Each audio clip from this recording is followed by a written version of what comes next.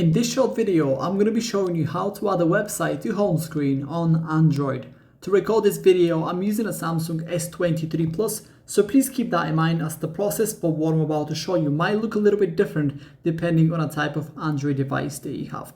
So the first thing I want you to do is to open Google Chrome or whatever browser you're using and then navigate to the website that you want to add to your home screen. In my case, it's going to be socialblade.com. So what I want to do in Google Chrome specifically, now in your case it might look a little bit different, so head over to the top right hand side of the screen and click on the three vertical dots right here, and then look down until you find the add to home screen setting right here. Tap on that, and here basically you can rename the basically the shortcut to whatever you want. In my case, I'm just going to call it Social Blade so I know what it is. Then I'm going to click add, and then I'm going to click add again. So I'm going to tap on that, and as you can see, Social Blade was added to my home screen, and as you can see, it is right here on my home screen. So if I tap it now, it's automatically going to take me to Social Blade.